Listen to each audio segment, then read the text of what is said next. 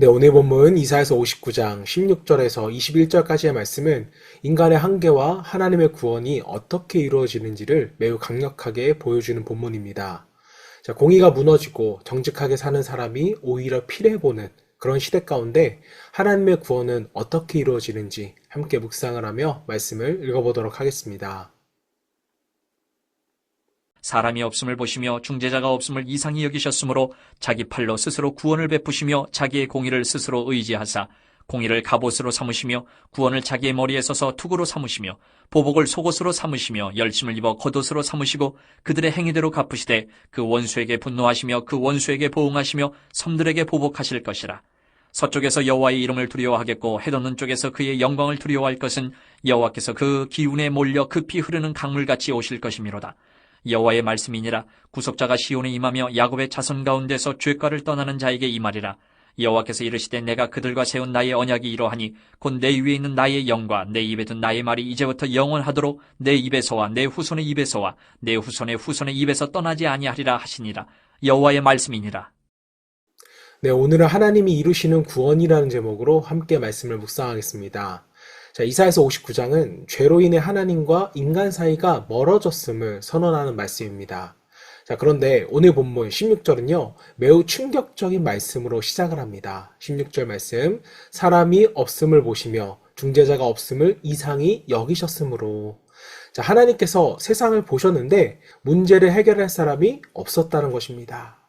자, 하나님은 정의가 무너진 세상을 보셨습니다. 그러나 그 상황을 바로잡을 사람이 없었습니다. 죄를 멈출 수 있는 사람도 없었고 하나님 편에 서서 중재할 사람도 없었습니다. 자, 인간은 문제를 만들 수는 있지만 그 문제를 근본적으로 해결할 수 있는 능력은 없습니다. 자, 역사를 보면 인간은 끊임없이 더 나은 세상을 만들겠다고 말을 합니다. 제도도 만들고 법도 만들고 교육도 발전시킵니다. 자, 그러나 죄의 문제만큼은 해결되지가 않았습니다. 왜 그렇습니까? 문제의 원인이 밖에 있는 것이 아니라 우리 마음 안에 있었기 때문입니다.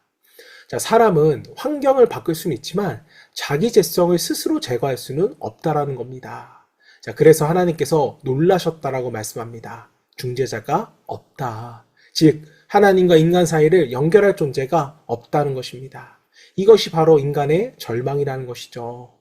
자, 16절 후반부는 복음의 시작입니다. 자기 팔로 스스로 구원을 베푸시며.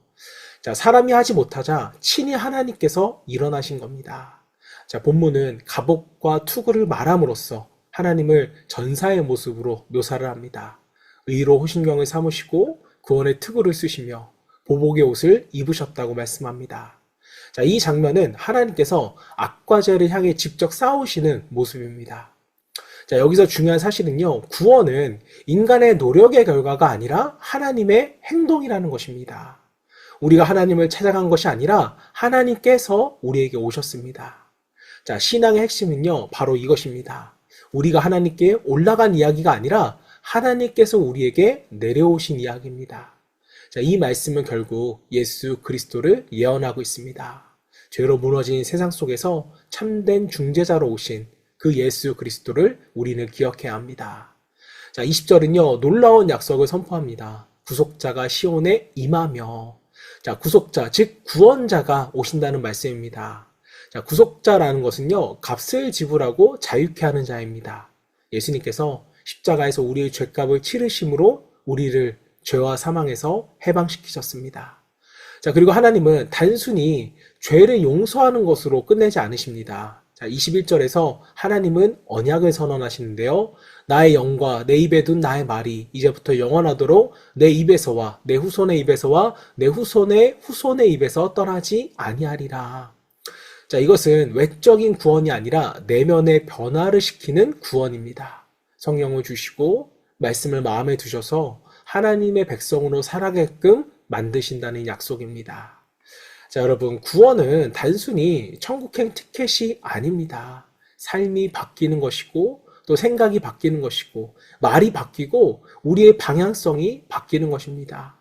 자, 사랑하는 성도 여러분, 세상은 여전히 정의가 무너진 것처럼 보이죠.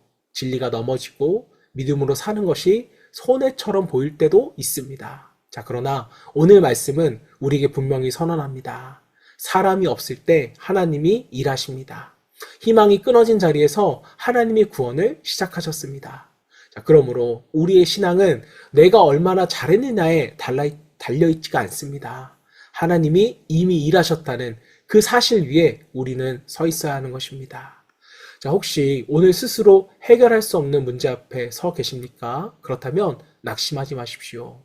중재자가 없을 때 하나님이 우리에게 친히 오셨듯이 지금도 하나님은 우리 삶 가운데 개입하시고 역사하시길 원하십니다.